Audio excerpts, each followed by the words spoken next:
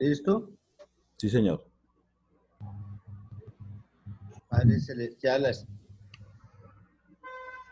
Padre Celestial, a esta hora, Señor, te damos muchas gracias, amado Señor, por este maravilloso día que nos entrega hoy, por esa oportunidad que nos da de nuestra vida, Padre. Te coloco en tu presencia a todos mis hermanos aquí por este medio, Señor, que yo los siga protegiendo, Señor, guardando, dándole alta sabiduría y entendimiento para la palabra, Señor. Gracias, Señor, por la dirección de Fernando, la dirección del pastor Alcalá también, y por todos los participantes. Bendícelos y protégelos en todo momento. Danos en este momento la oportunidad para entender tu palabra, tu mensaje, y para aprender más y más de lo que dice tu palabra, Señor. En nombre de Jesús te entregamos de todos los que estamos conectados y los que no están también en su casa, bendícelos y protégelos. Y sea tú, amado Señor, que estemos siempre en el hueco de tu mano. Gracias, Padre Celestial, por este precioso momento. Amén y amén. Amén. Amén, amén. Muchas gracias, mi hermano. Muy amable. Bueno, voy a compartirles, mis hermanos, entonces la pantalla para la presentación y que continuemos. Ok.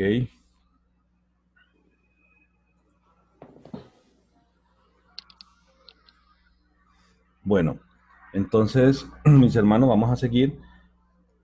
Entonces, las versiones, bueno, entonces, habíamos hablado la semana pasada algo muy interesante y era que los manuscritos, digamos que normalmente tenían o había dos conceptos que deberían ser no, no sinónimos como hablamos la clase pasada, pero que bueno, que en la realidad pues se están usando como sinónimos, ¿sí?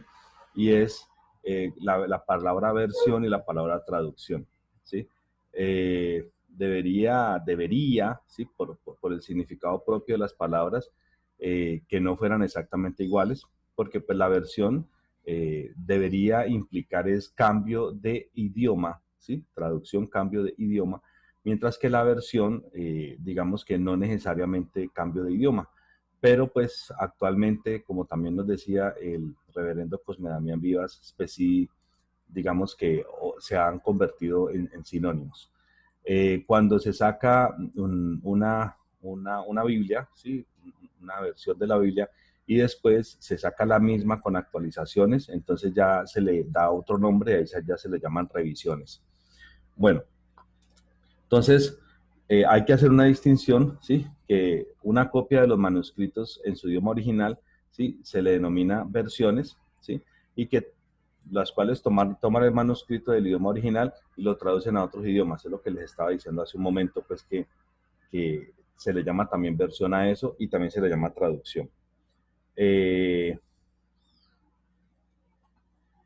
Regálenme un instante.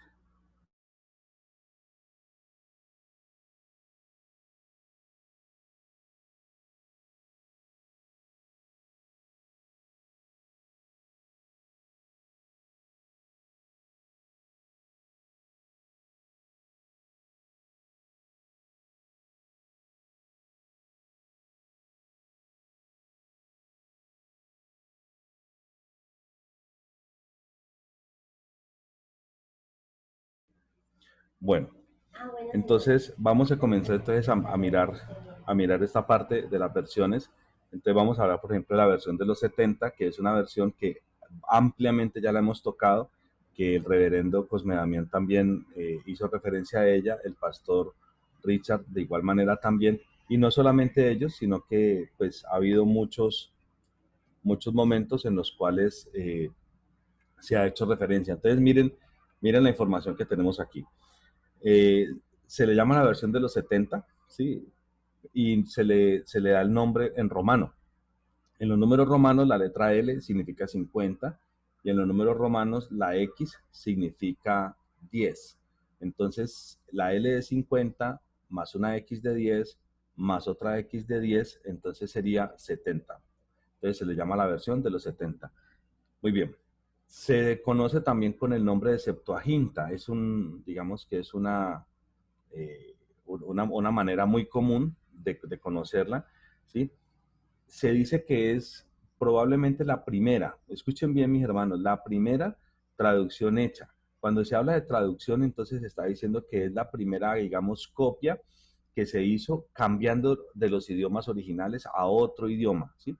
¿Sí? La primera de las copias, por lo menos que se tiene registro, donde se cambió de los idiomas originales a un nuevo idioma, ¿sí? Y se hizo específicamente de los libros del Antiguo Testamento, ¿sí? Del canon hebreo traducido al griego. Esto se hizo en Alejandría, ¿sí? Para la biblioteca más famosa que había en esta época. Pero entonces miren lo que dice aquí el material que les he colocado. Dice, no contiene no contiene solamente los libros del canon hebreo, sino que incluye también los libros apócrifos. Entonces, quiero que nos quede claro algo. Cuando nos hables de la Septuaginta, ¿sí? Nos están hablando de un ejercicio de traducción que se hizo muy importante, de hecho, diría yo, supremamente importante porque hay muchas referencias a esta versión, pero esta versión digamos, la orden, ¿sí? Para que se hiciera la traducción, no surgió de un hombre piadoso hebreo, sino que fue el rey que en ese momento estaba, digamos, en el proceso pues, de que la biblioteca de Alejandría fuera la más famosa del mundo en ese momento. Entonces, el deseo de él es que se hiciera ese proceso de traducción y que quedara una copia, ¿sí? En griego en la biblioteca, de tal manera que las personas que quisieran leerla y no dominaran los idiomas originales, pues lo pudieran hacer, y eso está muy bien. Gracias a Dios porque se hizo ese ejercicio. Sin embargo, como no era un hombre como tal, digamos, un hombre que tuviera claridad de que sí y que no debía ir, él dijo, traduzcan todo lo que se considere como el canon hebreo, lo que se considere como otros que no, tradúzcalo, tradúzcalo. O sea, mmm, no interesa, tradúzcalo. Entonces, esta traducción quedó no solo con todos los libros propios del canon hebreo, sino que quedó con otra cantidad de libros adicionales que no hacían parte de este canon hebreo, ¿sí? Como los libros apócrifos. Entonces, no es extraño que nosotros nos encontremos con que alguien defienda de pronto los libros apócrifos pretendiendo darles validez a través de que la Septuaginta los tiene. Sí, la Septuaginta tiene los del canon hebreo y otros muchos que no son del canon hebreo, y no por eso quiere decir que sean libros, digamos, validados como para que pertenezcan a un canon, digamos, como tal, al verdadero canon.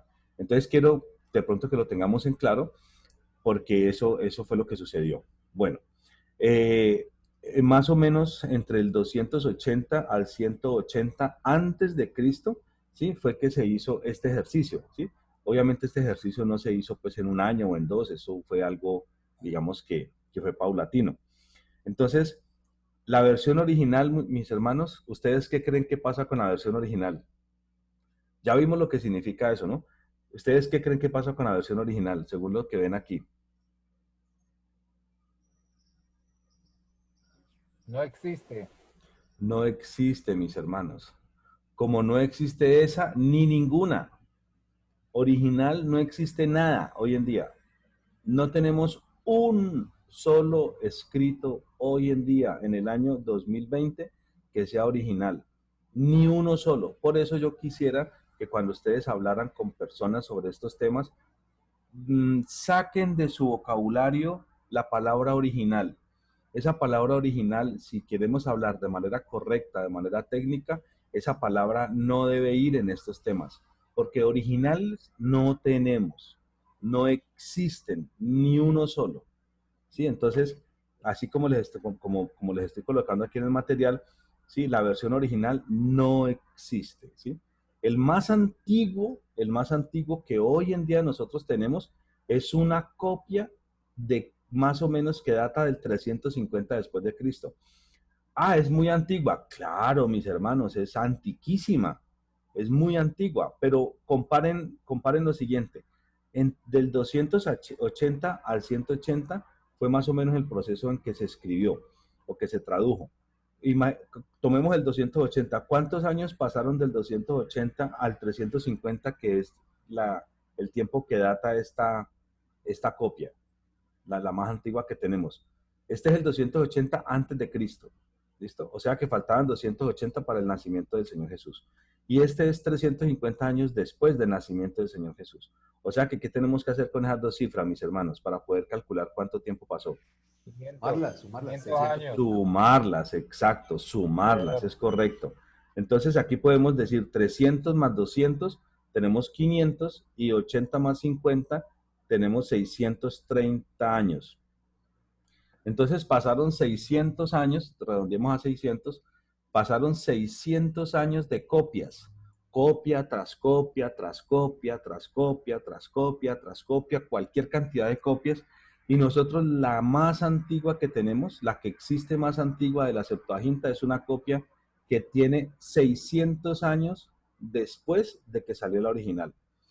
Entonces, imagínense que tuviéramos la original, estaríamos hechos. Si nosotros tuviéramos los originales de todos estos escritos, estaríamos tranquilos porque tendríamos exactamente los documentos propios que utilizaron en su momento. Bueno, no los tenemos, pero por la misericordia del Señor tenemos unos que tienen la misma esencia y la esencia no ha cambiado. Gloria a Dios por eso. Entonces, bueno, quería hacer mucho énfasis en esa parte, porque a veces uno se deja llevar por el hecho de que son muy antiguos y dice que son originales.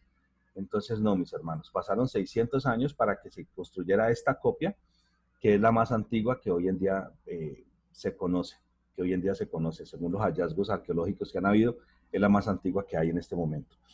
Bueno, el canon hebreo, digamos, fue traducido al griego antes del Señor Jesús, por eso en el Señor Jesús se hace alusión, ¿sí?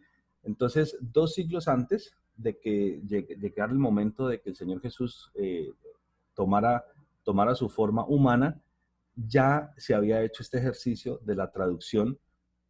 Voy a decir traducción en vez de versión, porque siento que es como, deja claro que se cambió de idioma, ¿sí? Se cambió una traducción de idioma de los idiomas originales al griego koiné, que es el griego en el que, digamos, el más común de aquella época.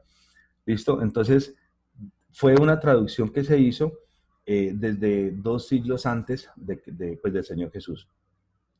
Resulta que en Egipto vivían muchos judíos, ¿sí? Entonces, digamos, todos estos judíos se beneficiaron, porque estos judíos poco a poco, con el paso del tiempo, fueron perdiendo su idioma natal. O sea que no iban siendo tan expertos en el hebreo. El hebreo, con el paso del tiempo, de los siglos, digamos, como no era su idioma, el idioma que estuvieran hablando constantemente, pues poco a poco se iba perdiendo, se iba, digamos que, menguando la habilidad de comunicación pues, que ellos tenían hebrea, y por lo tanto la capacidad de poder leer los escritos originales pues también se iba mermando. Entonces, gracias a eso, gracias a esta traducción, pues ellos pudieron volver otra vez a retomar y a leer los escritos antiguos, pero obviamente ya con la tranquilidad de que los estaban leyendo en el idioma griego, que para ese entonces es como el inglés hoy, es como el idioma universal pues de la época, ¿sí? De este momento. Entonces, según los momentos históricos, ha sido muy común que haya un idioma que está más difundido que los otros, y saber ese idioma es ventajoso porque le permite la comunicación con otros pueblos que tienen lenguas distintas, porque siempre ha habido, digamos, esa característica de que muchos pueblos aprenden su idioma básico y aprenden otro que normalmente es como el más difundido. Como nosotros aprendemos español, y un buen número de personas aprende el inglés porque el inglés es el idioma más difundido actualmente. Entonces, digamos que eso también pasaba en su momento. Muy bien. ¿Qué pasó entonces con esta versión, mis hermanos? Tomó una importancia, tomó una relevancia gigantesca, ¿sí?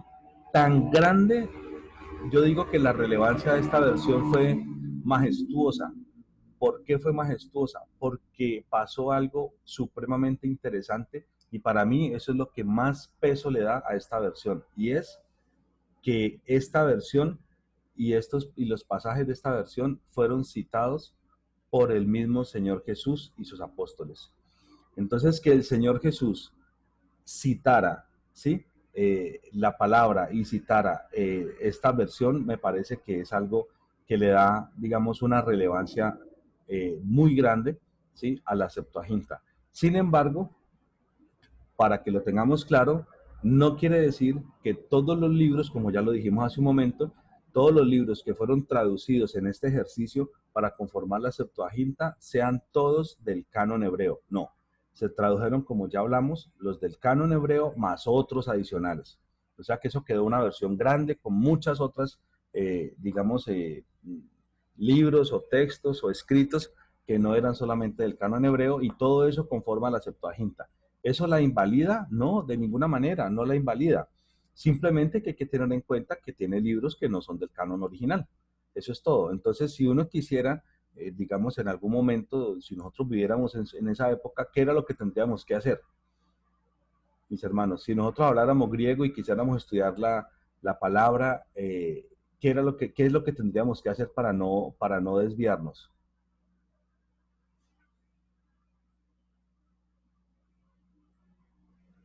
Saber el idioma. Sí, claro, por eso, o sea, todos sabemos, digamos, el griego y no sabemos el hebreo. Y si quisiéramos estudiar la palabra en esa época, ¿qué es lo que tendríamos que hacer? Sabiendo que ya existe la Septuaginta. Traducirla a nuestro idioma. No, ¿El idioma hebreo? no, escúchenme la pregunta. Ya sabemos el idioma griego, ya lo sabemos, ¿sí? Estamos por allá en la época, digamos, por decir algo, después de Jesús o en la época de Jesús, bueno, después de Jesús y no sabemos el hebreo. Existe la Septuaginta. Estamos interesados en estudiar la Biblia. ¿Qué es lo que deberíamos hacer para hacer un buen estudio de la Biblia sin desviarnos? Bueno, voy a responderla. Lo que deberíamos hacer es estudiar la Septuaginta, pero teniendo en cuenta cuáles son los libros que verdaderamente son del canon, y los que no son del canon, pues tenerlo claro para no de allí no tomar doctrina, o sea, no tomar enseñanzas como si fueran de parte de Dios. Eso es lo que trato de decirles. O sea, que la Septuaginta no queda invalidada por eso. La Septuaginta es una muy buena versión.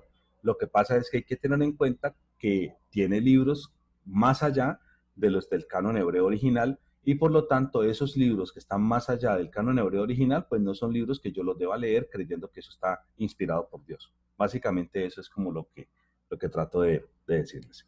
Bueno, entonces teniendo en cuenta esto, ya hablamos entonces de la versión de los 70, entonces vamos a comenzar a ver, por ejemplo, esta otra. Se le denomina versión siríaca. Versión siríaca.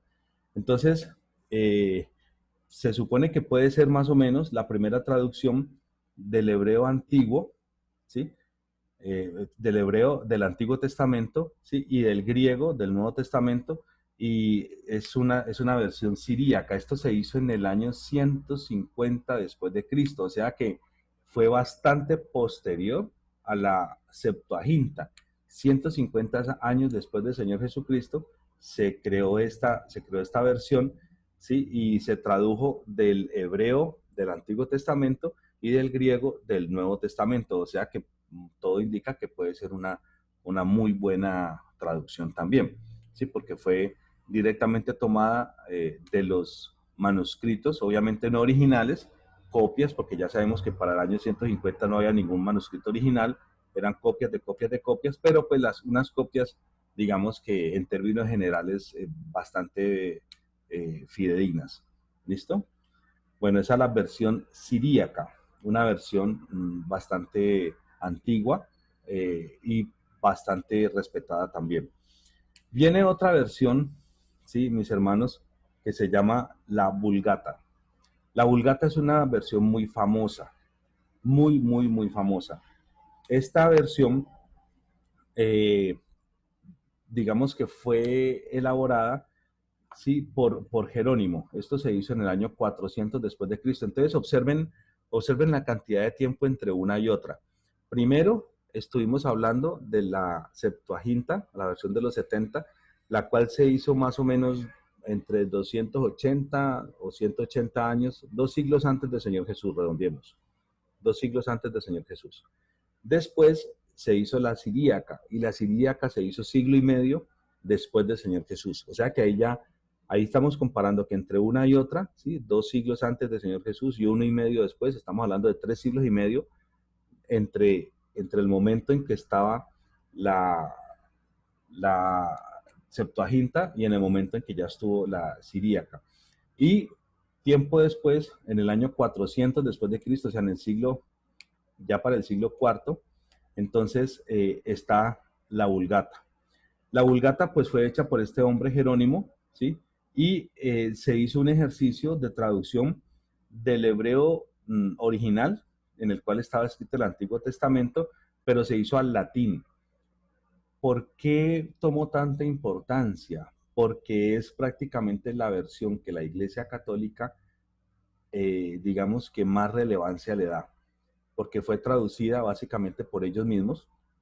Fue un ejercicio que se hizo en el siglo V ya, pues cuando ya hablamos, si nosotros hablamos del año 300 algo, estamos hablando del siglo IV, ¿sí? Si hablamos del año 450, por ejemplo, estamos hablando del siglo V. Entonces, fue una versión hecha específicamente por ellos. ¿Y fue buena? Sí, la verdad es que fue un buen ejercicio de traducción, ¿sí? Y fue al latín, que para ellos obviamente era el idioma fuerte, ¿sí? El latín.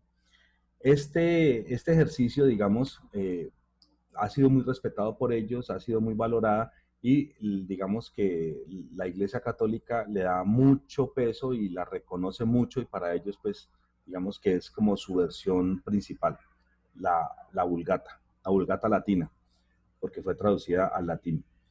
Bueno, el Nuevo Testamento, eso pasó con el Antiguo, y con el Nuevo Testamento, digamos que se hizo un proceso donde se hizo una revisión y se hizo unas correcciones de varias versiones latinas ya existentes. Ahora, esta versión Vulgata, ¿sí? Fue usada por mucho tiempo, ¿sí? Se utilizó en Europa, se utilizó en África, ¿sí? Y esta se utilizó inclusive hasta el tiempo de la Reforma. ¿Sí? Todos ustedes saben que la Reforma es un momento fundamental en la historia del cristianismo, porque a partir de la Reforma es cuando, digamos, la hegemonía que traía la Iglesia Católica, digamos, se rompió de alguna forma, y ellos ya perdieron, digamos, ese control absoluto que había sobre la Biblia, y pues ya salieron los hombres que inclusive eran católicos en su principio, monjes, sí, como Martín Lutero y Calvino y, bueno, y muchos otros, que pues hicieron, digamos, tuvieron un movimiento muy importante, y gracias a ese movimiento pues ha salido, digamos, lo que hoy en día consideramos como el pueblo evangélico cristiano, ¿sí? Protestante. Resulta que ya cuando se hizo el proceso de la Reforma, entonces ahí ya pasó algo muy importante, y es que ahí se comenzaron a crear una gran cantidad, ¿sí? Comenzó ese proceso de crearse una gran cantidad de versiones en idiomas distintos, ¿sí? En las propias versiones, ¿sí? En las propias traducciones de idiomas diferentes. De hecho, cuando se hizo este ejercicio, ¿a qué idioma mis hermanos creen que se hizo la traducción ya para la época de la Reforma, por ejemplo, con Martín Lutero? Al alemán. Exacto, mi hermano. Se hizo al alemán. Esa fue la versión que trabajó Martín Lutero, traduciendo la Biblia al idioma alemán. Correcto, muy bien. Entonces, vamos a hablar de el idioma que hoy en día es más conocido, el idioma inglés. ¿Listo? Entonces, hay algunas versiones, bueno, hay muchísimas versiones en inglés, muchísimas, son muchas. Yo no voy a hacer alusión a todas las versiones, voy a mencionar aquí simplemente algo muy por encimita, ¿sí? Hay una versión que es de 1383, ¿sí? Que es la de Juan, no sé la pronunciación exacta, no sé, Susan, ¿cómo se pronunciaría eso? Wycliffe, ¿ah? Wycliffe. ¿Listo? Entonces la versión de Juan Wycliffe, ¿sí? Esta versión, digamos, es una versión bastante, digamos, también respetada. Él fue un personaje muy interesante, pues porque fue conocido como el primer protestante, ¿sí? El cual dedicó gran cantidad de sus años de vida, ¿sí? Proclamando el Evangelio, proclamando las verdades bíblicas y sacando a la luz pública todos los errores que se estaban cometiendo en ese entonces por Roma, ¿sí? Y también la iglesia en Inglaterra. Entonces, en esa época, pues no todo el mundo leía el latín, ¿sí? Resulta que el latín fue un idioma muy fuerte, muy poderoso, pero nunca fue al estilo de lo que fue el griego, que el griego fue un idioma universal. La verdad es que el latín sí fue un idioma fuerte, poderoso, lo hablaron bastantes pueblos, pero no con la relevancia que tuvo el griego, ¿sí? Pero bueno, eso no quiere decir que no haya sido un idioma importante en su momento. Pero no todo el mundo obviamente sabía el latín, ¿sí? Que era como la versión que manejaba la Iglesia Católica con la que leímos hace un rato, que se llamaba, ¿cómo, mis hermanos?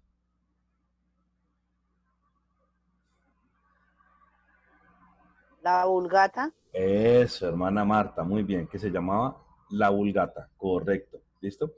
Entonces, como no todo el mundo hablaba pues el latín o manejaba el latín, entonces este hombre, ¿sí? Juan Wycliffe,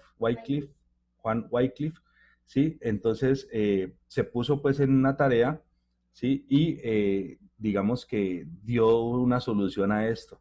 Y entonces comenzó a hacer el ejercicio de traducir la Biblia, ¿sí? Al idioma inglés, de tal manera que los hombres y mujeres de habla inglesa pues pudieran comenzar a leerla.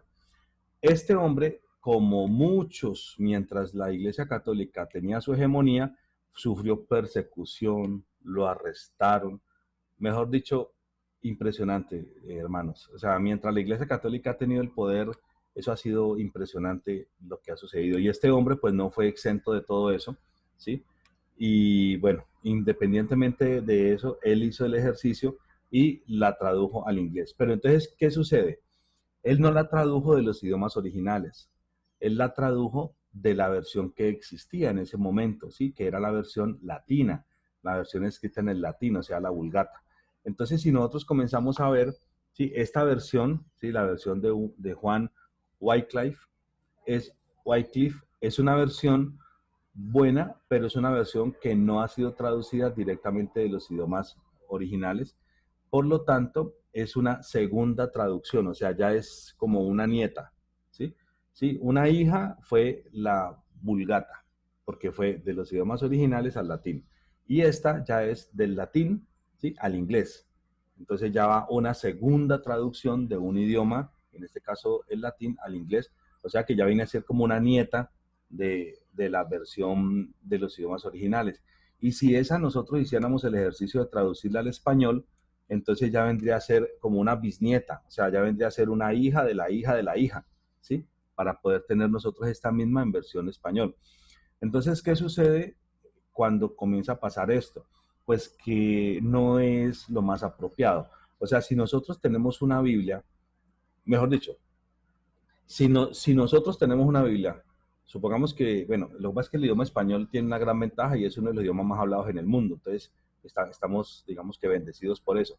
Pero supongan que nosotros habláramos un idioma que no sea casi utilizado, voy a inventar un idioma, el pagüé, eso no existe, me lo acabo de inventar, el pagüé, nosotros hablamos pagüé, y resulta que hay una versión de la Biblia en español, suponga la de Juan Wycliffe. Resulta que la traducen al español y hoy en día manejamos esta, es un ejemplo hipotético que estoy dando. Y resulta que esa es la que se habla en español, pero nosotros no hablamos español, nosotros hablamos pagüe, un idioma que no existe, que me estoy inventando. Pero resulta que hay personas que están interesadas en que los que hablan pagüe tengan la Biblia, pero esas personas hablan español y utilizan esta Biblia, la versión en español de Juan Wycliffe. Entonces, ¿qué hacen? Traducen esa Biblia, ¿sí? Al pagüé. Y nosotros, como personas que hablamos pagüé, pues recibimos la Biblia en pagüé. y la leemos y la estudiamos en Pagüé, ¿sí? Pero esa versión es de 4 generaciones, ¿sí? Porque pasó de los idiomas originales al latín, una, del latín al inglés, 2, del inglés al español, 3, y del español al pagüé, 4. O sea que nosotros estamos teniendo una cuarta generación. ¿Y eso qué implica? Eso implica que muchos procesos de traducción, ¿sí? Aunque conserven una idea básica general igual, la esencia se conserve, los detalles de la riqueza de las cosas que había que exaltar en la versión del idioma original, digamos que se van diluyendo en todas estas traducciones de idioma a idioma a idioma a idioma. Entonces, para las personas que hablan pagüé, ¿será bueno leer esa versión? Pregunto. Pues mis hermanos, les voy a decir algo. No, no es bueno.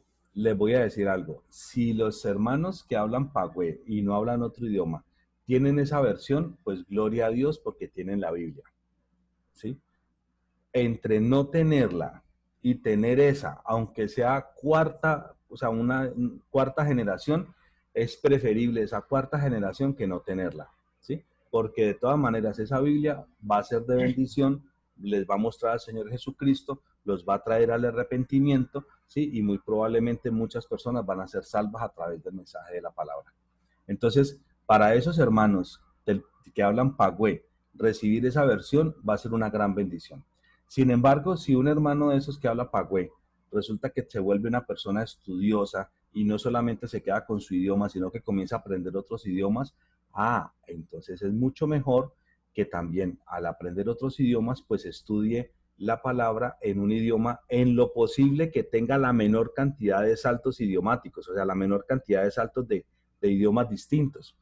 Lo mejor es leerla en uno que tenga solo, y no en uno que tenga 2, 3 o 4 saltos, como en el ejemplo ficticio que me acabo de inventar, ¿sí? Del pagüé.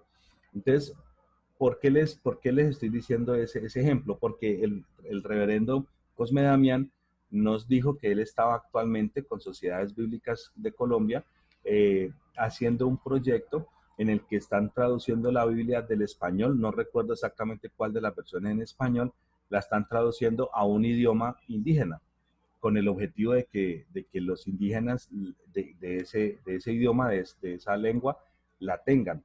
¿Eso es bueno o eso es malo? No, pues desde todo punto de vista eso es muy bueno, ¿sí? Desde todo punto de vista eso es muy bueno. Gloria a Dios porque van a tener la palabra, aunque sea de segunda generación, no interesa. Sin embargo, nosotros al hacer estos estudios nos damos cuenta que si tenemos la posibilidad, si tenemos la oferta ante nuestros ojos de poder entender esas situaciones, pues es mucho mejor poderla estudiar de un escrito que los traductores y el equipo que ha trabajado en ella ha venido directamente en un solo proceso, digamos, de salto de idioma, de idiomas originales al idioma nuestro. Eso es digamos, ese es un punto importante a tener en cuenta que quiero dejar exaltado aquí. Perdón, ¿alguien tiene algún comentario? No, parece que no. Ok. Entonces, bueno, mis hermanos, entonces esta es una versión en inglés muy famosa, muy antigua, del hermano Juan Wycliffe. Miren el comentario que les he colocado aquí. Más o menos 10 meses, ¿sí? Se tarda un escriba, o sea, una persona dedicada exclusivamente a hacer este ejercicio de transcripción de forma manuscrita, ¿sí? Para hacer una copia a mano. ¿Listo? Entonces, completar una copiecita, una sola copiecita, ¿sí? Era más o menos un trabajo de cerca de un año, ¿sí? 10 meses.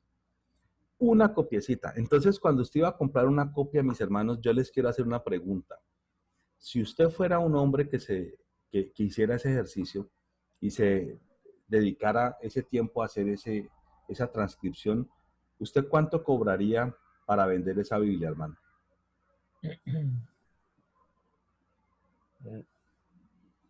Si le tomó 10 meses, prácticamente un año, levantándose por la mañana, bañándose, sentándose a trabajar, levantándose a almorzar y volviéndose a sentar y después levantándose a las 6 de la tarde, suponiendo que tuviera una jornada de 8 horas diarias, durante casi un año dedicado a manuscrito, a escribirla, esa Biblia que usted no tradujo, no, hizo el ejercicio de transcribir, ¿en cuánto la vendería, mis hermanos?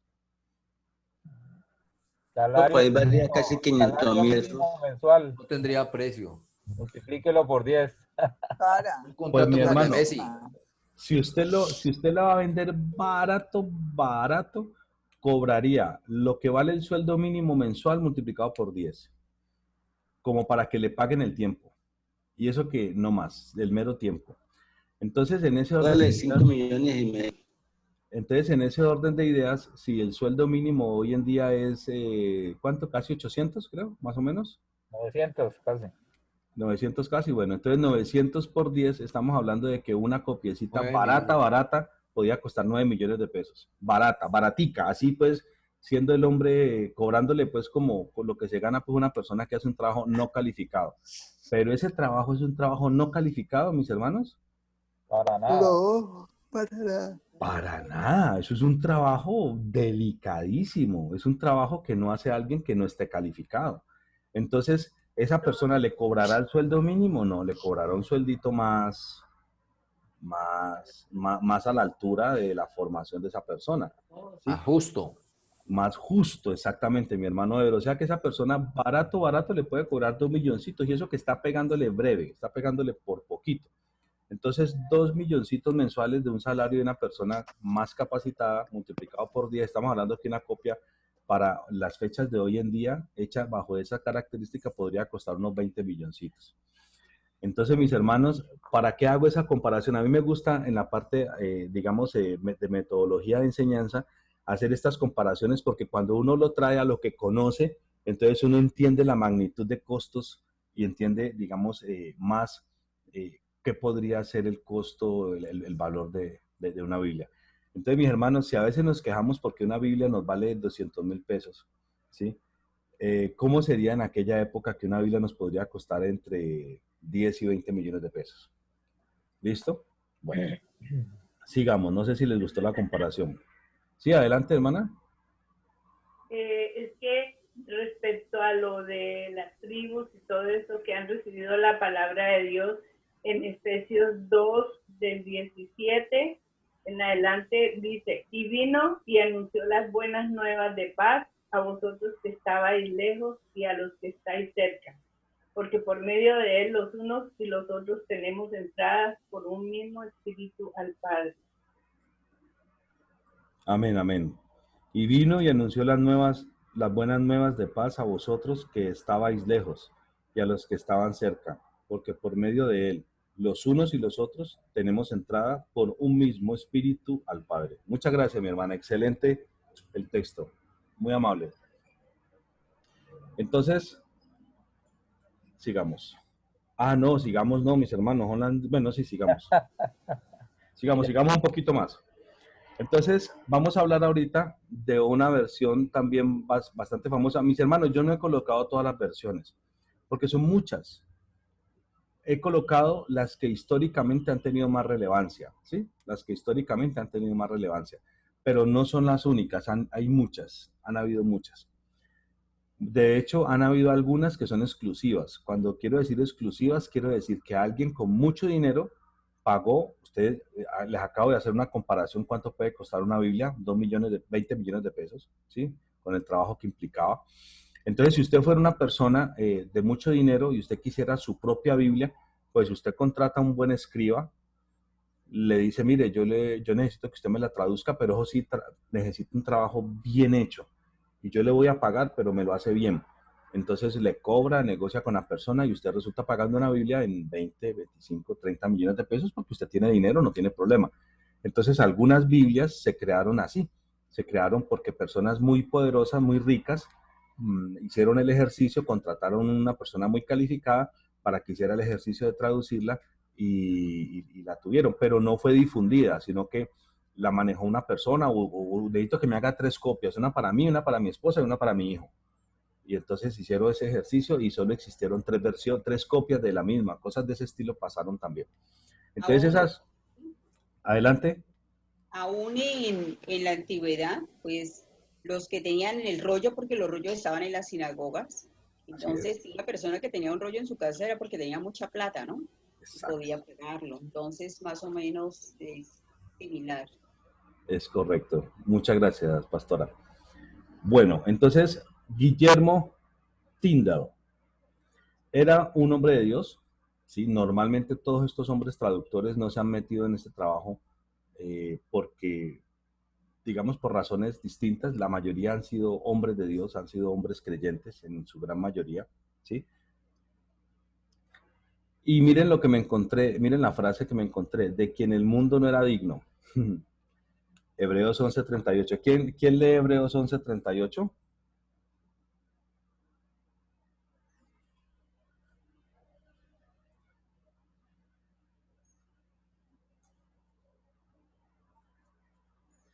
Pero tranquilo, hermanos, no se peleen. No, tranquilos, tampoco es para que se peleen. Ok, voy yo entonces. Hebreos Adelante. 11:38. Dice, de los cuales el mundo no era digno, errando por los desiertos, por los montes, por las cuevas y por las cavernas de la tierra. Ok, muy bien, muchas gracias, mi hermano. Leamos un poquito antes para leer el contexto y saber de quién están hablando. Entonces leamos unos 2 o 3 versiculitos antes, mi hermano, para coger el contexto. Dice, A partir del 36. Amén. Entonces a partir del 36, mi hermano Ever. dice, otros experimentaron vituperios y azotes, y a más de esto, prisiones y cárceles. Fueron apedreados, aserrados, puestos a prueba, muertos a filo de espada, anduvieron de acá para allá, cubiertos de pieles de ovejas y de cabras, pobres, angustiados, maltratados, de los cuales el mundo no era digno, errando por los desiertos, por los montes, por las cuevas y por las cavernas de la tierra. Entonces, Y todos, sí, sí, y todos, adelante. y todos estos, aunque alcanzaron buen testimonio mediante la fe, no recibieron lo prometido, proveyendo Dios alguna cosa mejor para nosotros, para que no fuesen ellos perfeccionados aparte de nosotros. Muchas gracias, mi hermano. Entonces este texto, digamos que es el texto de donde se sacó la frase que les he colocado allí, de que en el mundo no era digno, ¿sí? Él era de Inglaterra, ¿sí? Él era un hombre de Inglaterra, ¿sí? Y él fue desterrado por su fe. O sea, él tenía su creencia cristiana y él fue desterrado. En el 1524 sufrió su destierro. Mis hermanos, todos ustedes saben qué significa aserrado. Es que ahorita el hermano Ever Carrillo, dentro del texto que leyó la palabra aserrado. ¿Todos saben qué significa eso? Mejor que no se traduzca, mano. Hermano, es de Bucaramanga, que dijo como ese mano, No. santanderiano. Acelerado. Acelerado el hombre. ¿Alguien sabe qué es aserrado? Aserrado es que con un serrucho lo parten. Sí, qué cosa tan... Sí, como murió el profeta Isaías, ¿no? Así mismo. Entonces, terrible, o sea, simplemente quería hacerlo porque a veces pasa uno por las palabras así y pues no hace conciencia de lo que eso significa. Dios mío, Padre Santo. Bueno, entonces sí, es justamente eso, o sea, cuando ha sido descuartizado, cuando literalmente lo cortan en pedazos, Dios mío, aserrado. Bueno, muy bien. Entonces, aquí lo dice esta versión esta nueva versión, traducción viviente, lo dice sí literal, ¿no? Dice, algunos murieron apedreados, a otros los cortaron por la mitad con una sierra, y a otros los mataron a espada. Con una sierra, hermano, ¡uf! O sea, la persona la acuestan, le cogen un serrucho, una sierra y literalmente lo cortan como cortar un pedazo de madera. ¡Ay, Dios mío, Padre Santo! Yo siempre había visto había sierra. Había visto. Es como un serrucho. Un serrucho, digamos. Una muerte muy cruenta, es lo que llama sevicia. Eso es una maldad, ¿ya? No. Entonces es una iniquidad, pues. Que no es matarlo por matarlo, sino para que la persona sea torturada. Inventores de males. Sí. Aserrado, mi hermano, aserrado. Ay, Dios mío. Eso no es bueno ni en el Circo del Sol. No, eso no. Ay, Dios mío. Es bueno, es el extremo de la maldad, un extremo. Sí. Pero eso mismo sucedió, Luis Fernando, eso mismo sucedió en el tiempo de los narcotraficantes acá. Eso se vivió, eso fue terrible. Sí. Sí, Ellos descuartizaban con tierras a las personas.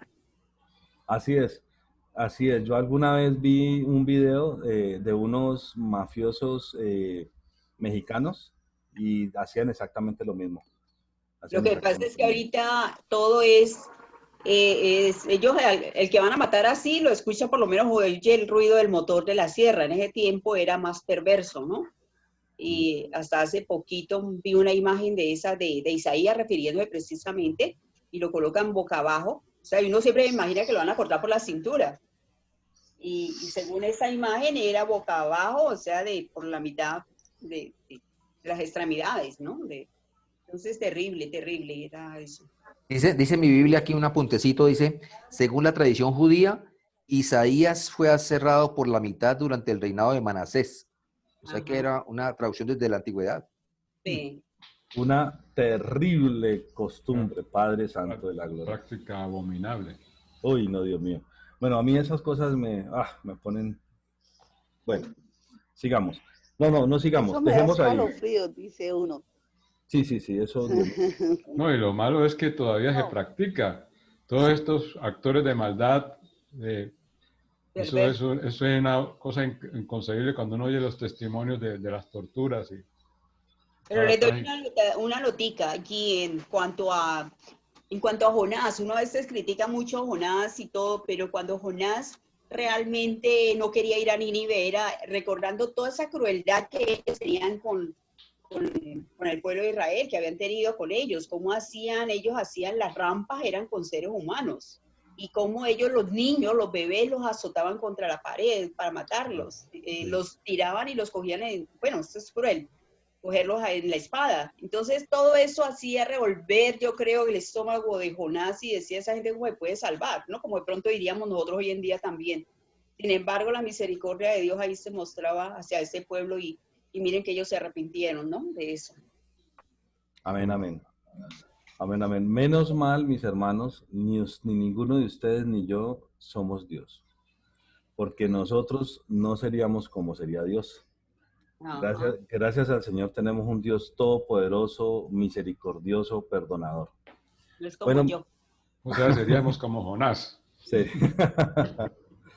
Bueno, mis hermanos. Pronto, mi hermano, de pronto te habría de nosotros un poco de Jonás, pero lo que a mí más me da como que pensar, y eso me lleva cuando uno hay veces está haciendo las cosas correctas para el Señor y vienen problemas a nuestra vida, ¿no? Y vienen cosas, pero saber que atrás de nosotros hubieron hombres de verdad piadosos, obedientes al Señor, como lo fue Isaías, los profetas, y mire la manera como murieron. Y entonces hoy en día una persona tiene problemas, le está en muchas iglesias, dicen que es que tiene demonios, que está en pecado. No, pero cuando vamos a ver, a ver el contexto histórico, a ver la Biblia, muchos hombres piadosos murieron de una manera y fueron perseguidos. Mire Guillermo, el que está hablando de usted, Guillermo Trail, mire llevar la palabra, la traducción de la Biblia y morir de esa manera.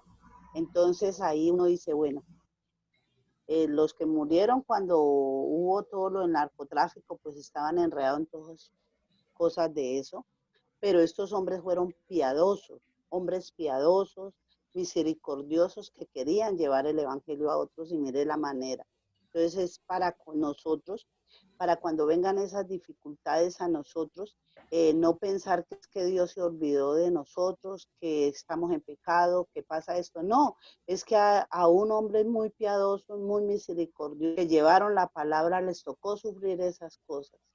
En este momento, los pueblos perseguidos personas están siendo matadas cruelmente, o sea, con machetes, quemados, en este momento, en este siglo. Sí, sí. O sea, por eso debemos de orar. Nosotros estamos, pero que el Señor los guarde de unas situaciones así.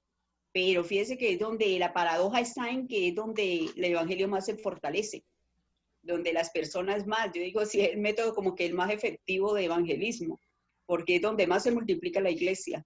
En China, en los países africanos, vemos todas esas historias y uno las puede ver hoy en día. cómo realmente están siendo perseguidos. Y una historia muy triste que vive una familia y el niño le decía, papá, me va a doler. Y él le decía, no, mijo, eso va a ser un momentico nomás. Y eso uy, hasta me hizo, me paré de pensar cómo es todas esas situaciones, que el Señor nos ayude a nosotros a proclamar sin necesidad de que nos persigan, realmente. Eso sin tener en cuenta la Inquisición, que fue una cosa más bárbara todavía. Sí. Bueno, sí, señores. Bueno, mis hermanos, vamos a hacer despedidos. Falta un minuto para las 9:30, para las 10:30, y es hora pues de que nos conectemos con el culto. Vamos entonces a orar para hacer despedidos. ¿Alguien quiere dirigir la oración? Vamos a orar. Amén. Padre Dios, gracias te damos, Señor, por este tiempo que nos has permitido estudiar, Señor, de todo el proceso que tuvo tu palabra, Señor, lo grande, lo poderoso que tú has hecho, Señor, a través de la historia para que esa palabra llegue a nosotros de una manera tan fácil, Señor, en este momento que nosotros nos ha tocado, pero que hay hombres, Señor, que realmente tuvieron que dar su vida, Padre, dar su conocimiento, todo lo que tú les diste, Señor, lo entregaron para que tu palabra pueda persistir, Señor, existir en este tiempo, Dios. Gracias por todos los traductores de hoy en día, Señor, personas que se dedican a estudiar, a escudriñar, Señor, para que de la mejor manera llegue también, Señor, tu palabra a muchos otros para poderla comprender, Señor, tanto en otras lenguas como también aún en un lenguaje sencillo, en unas versiones, Señor, que pueden ser llegadas a quienes no conocen de ti.